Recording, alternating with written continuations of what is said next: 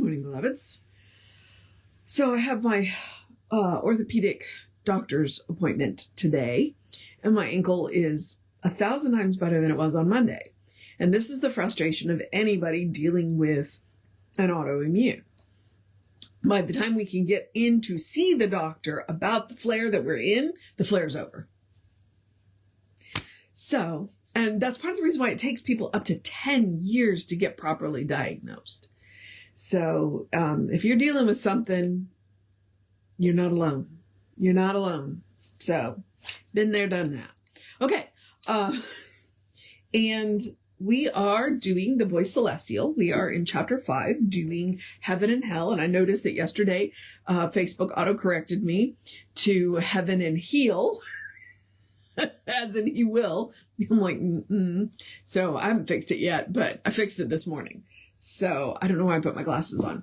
I want to get through the housekeeping really quickly. And all I mean by housekeeping is just reminding you that we are Creative Life Spiritual Center, that our website is creativelife.org, that our constant contact email, and I say constant contact because constant contact is the email service that we use. And the advantage of that is, hey, you know what? It's a blind CC. Nobody's going to get your email because of the way we send the emails. But the problem is it's constant contact. It goes out to a bunch of people. If you don't see the email, check your junk or spam folder. It also means you need to open the emails once in a while, because if you don't open them once in a while, then it does go to your junk or spam folder. That and our email systems keep, saying, oh, well, here, let me create this new category to put your emails in so that you can't find them. Okay. But the email is info@creativelife.org. You get one email a week, unless something unusual happens, because it's a real person doing it, that tells you what's going on for the week and the month. And the hot links are hot. So, please feel free. I also want to remind you of the social medias. We do not monetize the social medias. So what we ask you to do is go like, subscribe, follow, share, comment based on the platform, whatever the platform asks you to do, because it bumps us in the algorithms, and we would appreciate that. And that we are Creative Life Spiritual Center or Creative Life Spark, depending on which platform you're on. I happen to be the running Rev Ryan on all of the platforms that I am on, and I would appreciate it if you would do the same for me. So, all right, thank you. Ooh, the cat's moving. She's in here after the sunbeam, and and it's cloudy again today. So I feel bad for her. She really wants some sunshine, and she's 20. She should have as much sunshine as she can get, but it is what it is. All right. I think that's all of the housekeeping that I need to do. So, fortunately or unfortunately, this chapter is a little shorter. So I've already flipped through it to pick where I'm going to stop. So hopefully I'll stop at a reasonable spot today. But we are picking up the story with the Farer. We usually pick up with the Farer, but we are picking up with the Farer. Reminder, the Farer is me and you. Okay, we are the ones on the journey. So, the Farer. I have so often prayed, but I despair. For good or evil seems to come by chance. Why is it heaven so oft refuses me what others boast they did receive by prayer? The presence. They lift beseeching hands in supplication, appeasing wrath that they themselves create. If happily they find release from pain, they truly think that God has heard their plea, and by a special mandate spoke for them, bequeathing them a favored providence, which others equally did seek in vain, and who in turn believed that God refused to hear or heed, and failing to attain, do oft accuse and lay the blame upon high heaven, or grovel in the dust and claim that God, through love, has chastened them. The Farer. You reach beyond my power to understand. For what is truth? How is it? Where is found? The presence. In simple words, the truth can be defined that good shall come if you in it believe. While forms of fear accused will fall on him whose mind envisions fear and doubt and grief. Faith is the thought which truth will bring to form. Though faith may be in evil or in good, but truth itself stands clear, remote from ill. Truth is the prototype immaculate, the pattern of perfection never lost, the cosmic mold in which the Creator's mind and flesh is counterpoint to symbolize. That which exists above, hid from your eyes, a crystal mold of unimagined grace by which life's sculptor shapes the human face. So flesh is soul, while soul and flesh are one, and this is the truth by which a new effect is won. And he who dares to turn to truth and truth alone and say, "Thy will be done," will open the door to paradise. He who denies the truth must live without the good that truth might bring from heaven to him.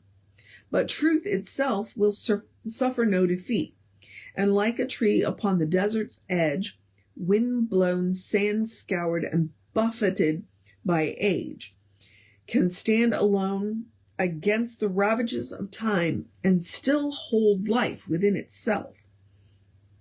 So is the man upheld by truth.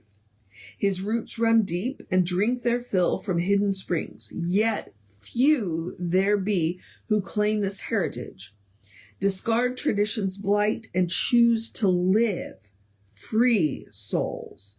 For one with truth is better than 10,000 bowing to a golden calf within the wilderness of ignorance.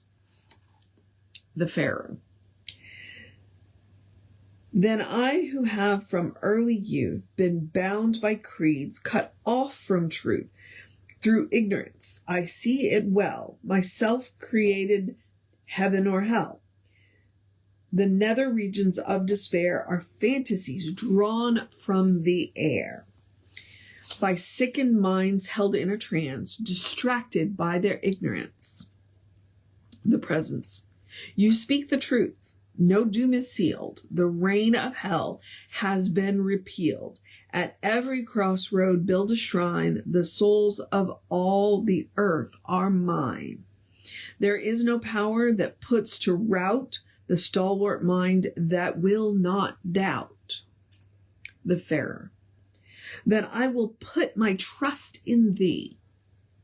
The presence. Within thyself alone and in the truth have faith. For thou art that, and that is what thou art. I see the light of truth within thy soul that throws a cosmic ray to pierce the clouds of ignorance and burn away the old tales of harpies, witchery, and imps of hell. And round about thy light a higher light doth gird thy light, as halos crown the heads of avatars and saints. This is the truth. Towards this let all thy mind and heart be bent, that thou some day identify with, and in this quest let no man question thee. But thou adorn thyself in robes of faith, in truth, and hold communion deep within, for intuition is divine tuition. Who yields to truth but yields himself to God, nor hold a doubt, the harvest is assured. The Pharaoh. How shall I pray? The presence.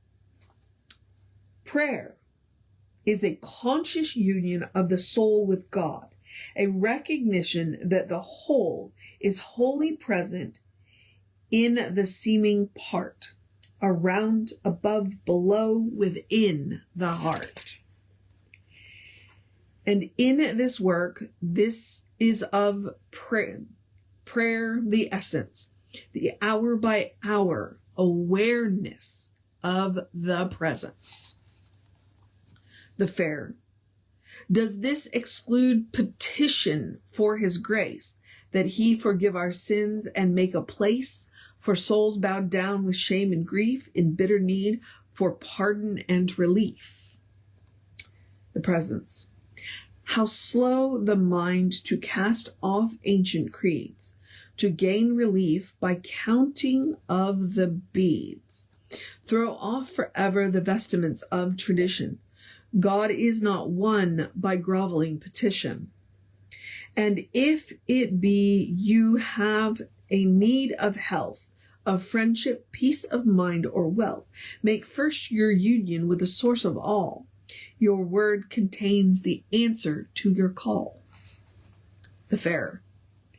O presence, lead me to those hidden springs, whose water bathe the soul and cleanse the mind, and wash away tradition's ancient dust. And help me act upon the truth I gained, for thee, that I may pray, and pray aright. The Presence.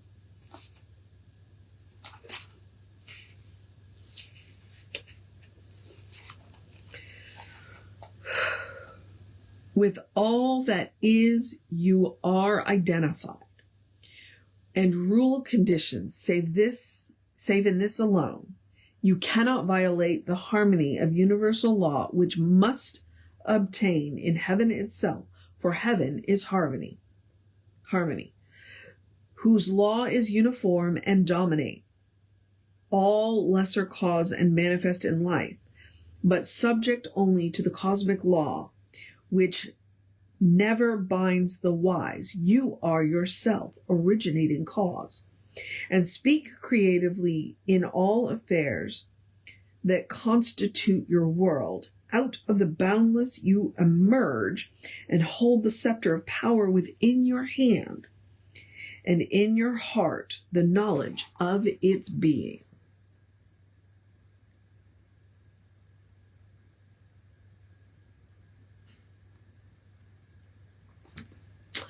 I think that's where we're going to pause, because we're going to pick up with the scribe tomorrow.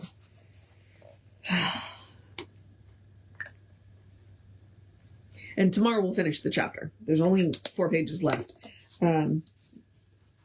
Yeah. So a little bit shorter. And it's interesting for me to listen to him talk about tradition's ancient dust.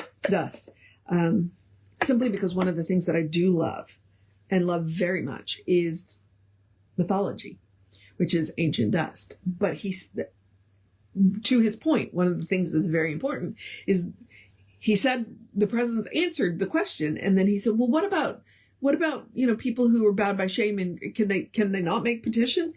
And the presence is like, dude, I already told you. It's not necessary. It's not necessary.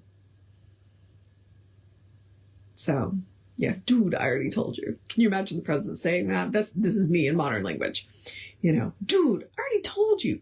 There's no need to make groveling petitions. The grace you seek already is yours. All right, beloveds. It's been an interesting chapter. So now I'm going to encourage you to have a great day. Hang on. I don't even know how to start it. Okay. I'm going to encourage you to have a great day, a wondrous day, a fantastic day, a magical day, an enchanted day, a wonderful day, an awesome day, an amazing day, a take care of business day, a you got this day, a let's get some information day, a drink plenty of water day, a take care of yourself day, a do what you need to do day, a take a break day, a tell somebody you love them day, a know who you are day, a dude, you got this day, dude, I already told you day, a laugh at something day, a have a good time day, a good day. And if that's too much pressure, simply have a day. You are enough, just as you are. You're a beloved expression of the divine. You are a brilliant light, a divine spark, spirit in motion, God in action, a beautiful masterpiece, and a work in progress at the same time, at your own pace. And as Reverend Jesse likes to call us, you are a godling. All right? Explore the truth of your being. Get to know who the divine knows you to be, because the divine knows you to be good. It's all the divine knows. And from there, anything is possible. All right, beloveds. Dude, I already told you. Shake off the ancient dust. Reverend David will be on around 5 p.m. with you. I'll be back with you between 9 and 9:15. We will finish the chapter tomorrow. And then I don't know about Saturday. I have somewhere to be Saturday morning. So I may do it when I get home because this has been a whole lot of fun. I may not want to skip a day, or we may skip a day. I don't know. All right, beloveds, take care of yourself. Know that you are loved, and I will see you next time.